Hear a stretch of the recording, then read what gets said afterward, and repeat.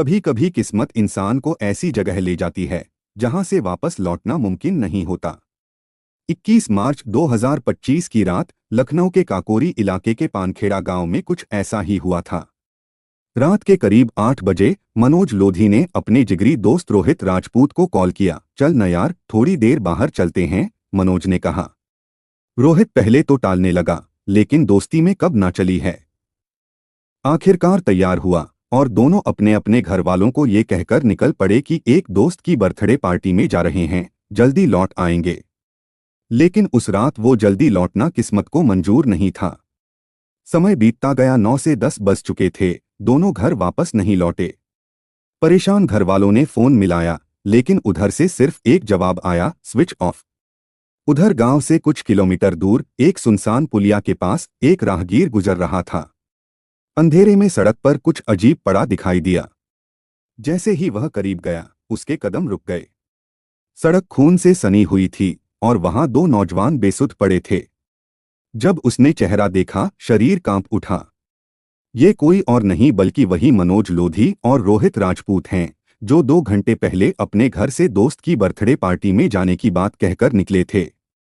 यह व्यक्ति बिना देरी किए पानखेड़ा गांव जाता है और मनोज व रोहित के घर वालों के साथ कुछ अन्य ग्रामीणों को इकट्ठा करके लाता है।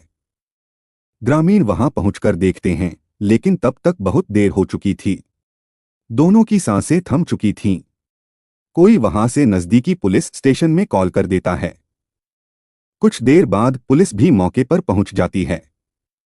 शुरुआती जांच में पता चलता है कि किसी ने बड़ी बेरहमी से मनोज और रोहित पर ताबड़तोड़ हमले किए हैं। यह कोई रोड रेस का मामला लग रहा था, जैसे कि शायद ये दोनों रास्ते में कहीं जा रहे थे, किसी से इनका झगड़ा हुआ और रंजिश में किसी ने इनकी हत्या कर दी। दूसरी ओर पुलिस यह भी मानकर चल रही थी कि यह कोई पुरानी दुश्मनी हो सकती है। हो सकता है कि इनके परिवार की किसी से कोई रंजिश हो, जिसके चलते इन दोनों लड़कों की बेरहमी से हत्या की गई हो।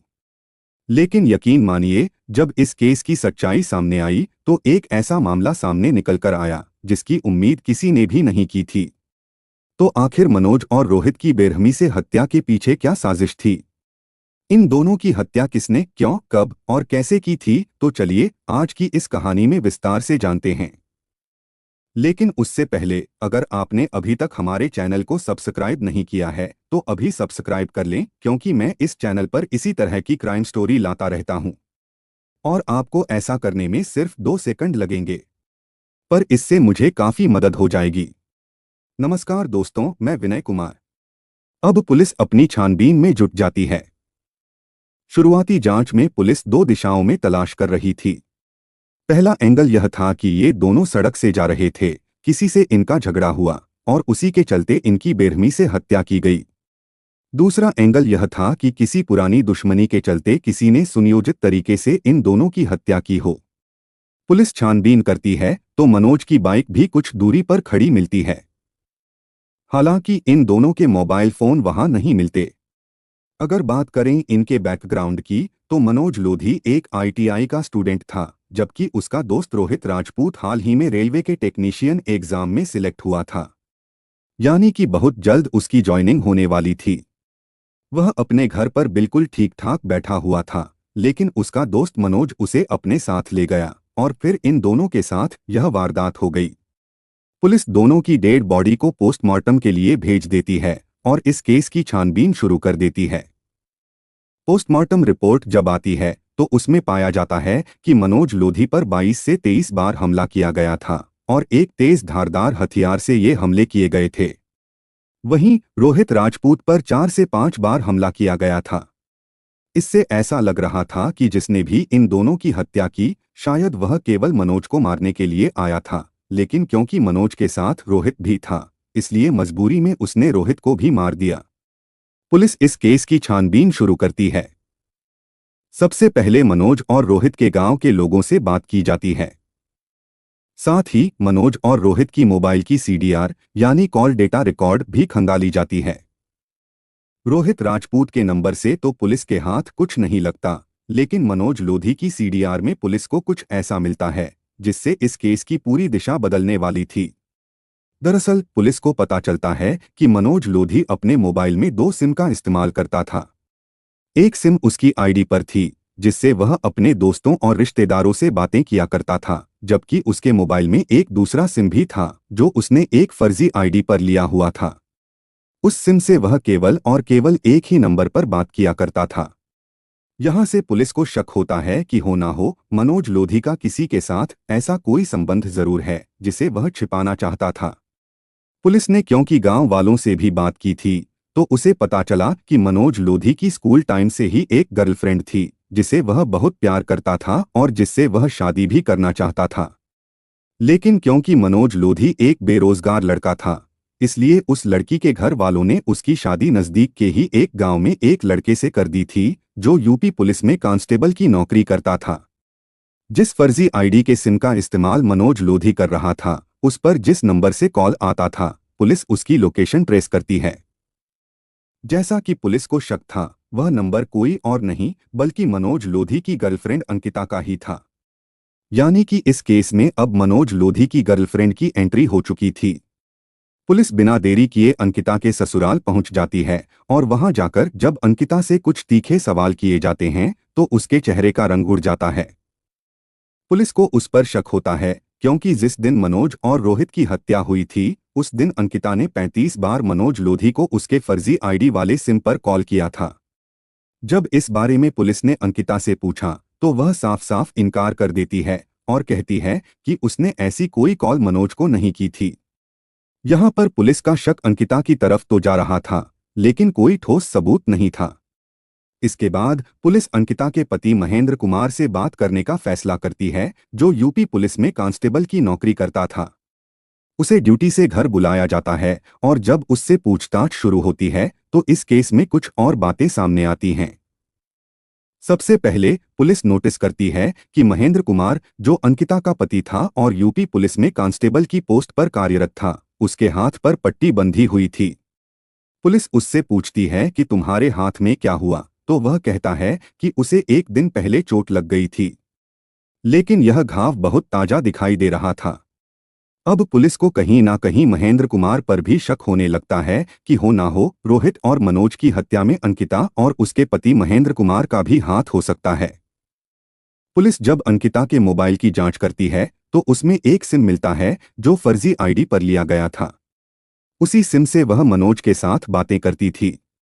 दूसरी ओर अंकिता के पति महेंद्र कुमार अपने हाथ की चोट के बारे में भी पुलिस को सही से नहीं बता पाया था। इन सारी बातों के चलते पुलिस दोनों को थाने लेकर आती है। जब सख्ती से पूछताछ होती है तो दोनों सच उगलना शुरू कर देते हैं। पहले अंकिता और फिर महेंद्र पुलिस को सब कुछ बताते हैं। महेंद्र पुलिस को बताता है कि उसकी पत्नी अंकिता का मनोज लोधी के साथ बहुत पुराना प्रेम प्रसंग था। क्योंकि उनकी शादी नहीं हो पाई थी, चूंकि मनोज लोधी एक बेरोजगार लड़का था, इसलिए अंकिता के घर वालों ने उसकी शादी महेंद्र कुमार से कर दी थी। लेकिन शादी के बाद भी महेंद्र कुमार नोटिस करता है कि उसकी पत्नी का फोन अधिक समय तक बिजी रहता है। जब भी वह अपनी पत्नी को कॉल करता तो उसका मोबाइल बिजी रहता था। उसे अपनी पत्नी पर शक होने लगता है। वह उससे पूछता है कि तुम कहाँ बिजी रहती हो, तो वह कहती है कि वह अपने घर वालों से बातें करती है। लेकिन कहीं ना कहीं महेंद्र कुमार को अपनी पत्नी अंकिता पर शक हो गया था। चूंकि वह पुलिस में काम करता था, इसलिए अपनी पत्नी के मोबाइल नंबर की जानकारी निकालने में उसे ज्यादा दिक्कत नहीं हुई। यहां से उसे पता चला कि अंकिता घंटों तक मनोज लोधी नाम के लड़के से बातें करती है। यह सारी बातें जानने के बाद महेंद्र कुमार अपनी पत्नी अंकिता से कहता है कि तुम्हें अपने पति और अपने बॉयफ्रेंड में से किसी एक को चुनना होगा। अगर तुम अपने बॉयफ्रेंड को चुनती हो तो तुम उसके साथ जा सकती हो, मैं तुम्हें डिवोर्स दे दूंगा। लेकिन अगर तुम मुझे चुनती हो तो तुम्हें अपने बॉयफ्रेंड का साथ छोड़ना होगा। यहाँ पर अंकिता कहती है कि वह अपने पति यानी महेंद्र कुमार को ही चुनती है और वह अपने एक्स बॉयफ्रेंड से कभी बात नहीं करेगी। लेकिन ऐसा होता नहीं है। महेंद्र कुमार नोटिस करता है कि उसकी पत्नी ने उससे वादा किया था, लेकिन इसके बावजूद वह मनोज लोधी से लगातार बातें करती है, उससे मिलने जाती है और इन दोनों के अवैध संबंध भी हैं। अब ऐसे ही समय बीतता गया। कुछ समय बाद महेंद्र कुमार को पता चलता है कि उसकी पत्नी अंकिता गर्भवती है। लेकिन यह उसके लिए कोई खुशी का मौका नहीं था, क्योंकि महेंद्र कुमार को लगता था कि उसकी पत्नी अंकिता के पेट में जो बच्चा पल रहा है वह मनोज लोधी का है। इसके बाद महेंद्र कुमार फिर से अंकिता से कहता है कि इस बार तुम्हें अपने पति और अपने बॉयफ्रेंड में से किसी एक को चुनना होगा। अंकिता कहती है कि वह अपने पति महेंद्र को ही चुनेगी। तब महेंद्र उससे कहता है कि अगर तुम मुझे चुनती हो तो मनोज लोधी की हत्या में तुम्हें मेरी मदद करनी होगी, क्योंकि जब तक वह जीवित रहेगा हम कभी खुश नहीं रह पाएंगे। इसी के चलते महेंद्र कुमार अपनी पत्नी अंकिता के साथ मिलकर एक प्लान बनाता है। पहले वह 2 सिम खरीदता है जो फर्जी आईडी पर थे। एक सिम वह अपनी पत्नी अंकिता को देता है और दूसरा सिम अपनी पत्नी के जरिए मनोज लोधी तक पहुंचाता है, ताकि बाद में जांच के दौरान यह पकड़ में न आए। अंकिता उस फर्जी सिम से ही मनोज लोधी के साथ बातें किया करती थी। 21 मार्च 2025 को यह पूरा प्लान महेंद्र कुमार ने बनाया था। उसने अपनी पत्नी अंकिता से कहा कि तुम मनोज को पुलिया पर मिलने के लिए बुलाओ और मैं वहां पहले से अपने साथियों के साथ तैयार रहूंगा। हम मनोज को हमेशा हमेशा के लिए इस दुनिया से मिटा देंगे। यह पूरा प्लान महेंद्र कुमार ने अपने कुछ दोस्तों के साथ मिलकर बनाया था। इसी के चलते अंकिता 21 मार्च 2025 की रात को मनोज को मिलने के लिए बुलाती है। लेकिन मनोज उस दिन अकेले जाने के बजाय अपने दोस्त रोहित राजपूत को भी साथ ले जाता है। इसके बाद दोनों पुलिया पर जाते हैं। वहां अंकिता से मुलाकात होती है। मुलाकात के बाद जैसे ही मनोज और रोहित वहां से चलने लगते हैं, तभी महेंद्र कुमार अपने 3 साथियों के साथ वहां पहुंच जाता है। वह धारदार हथियार से मनोज लोधी पर तकरीबन 22 बार हमला करता है। इसके बाद वह रोहित पर टूट पड़ता है। हालांकि उसका कहना था कि वह रोहित को नहीं मारना चाहता था, लेकिन अगर वह रोहित को जिंदा छोड़ देता तो उसकी पोल खुल जाती। इसलिए मजबूरी में उसने रोहित की भी हत्या कर दी। यानी कि इस पूरे मामले के पीछे मनोज लोधी की गर्लफ्रेंड अंकिता और उसके पति महेंद्र कुमार का हाथ था। इस तरह इस केस की सच्चाई सामने आ गई। पुलिस ने अंकिता और उसके पति महेंद्र कुमार को गिरफ्तार कर लिया। सारे सबूतों और गवाहों के आधार पर उन्हें कोर्ट में पेश किया गया। अभी वे पुलिस रिमांड पर जेल में हैं। कई बार मौत बिन बुलाए घर तक पहुंच जाती है। इस केस में हालांकि मनोज लोधी का एक महत्वपूर्ण रोल था, लेकिन रोहित राजपूत का इसमें कोई रोल नहीं था। वह तो केवल अपने दोस्त के साथ गया था। उसे तो यह भी नहीं पता था कि वह अपने दोस्त के साथ आखिर जा कहाँ रहा है। लेकिन बिन बुलाए उसे भी मौत का सामना करना पड़ा। इस कहानी को सुनाने का मेरा मकसद किसी को भी परेशान करना नहीं है। मेरा उद्देश्य केवल आपको जागरूक करना है। मनोज और रोहित की दर्दनाक कहानी हमें एक गहरी सीख देती है कि रिश्तों में ईमानदारी, संवाद और समय पर लिए गए सही निर्णय कितने जरूरी हैं। छुपी हुई बातें, झूठ और अवैध संबंध न केवल 2 लोगों को बल्कि कई जिंदगियों को तबाह कर सकते हैं। हर रिश्ता विश्वास पर टिकता है, और जब विश्वास टूटता है तो उसके परिणाम कितने भयानक हो सकते हैं, यह इस केस से साफ नजर आता है। कृपया अपने रिश्तों में ईमानदार रहें, संवाद करें, और अगर किसी चीज में समस्या हो तो समय रहते उसे सही तरीके से हल करें। याद रखिए, गुस्से या बदले की भावना से किया गया एक गलत कदम जिंदगी भर का पछतावा बन सकता है। तो अपनों और अपना ख्याल रखें। हमेशा जय हिंद।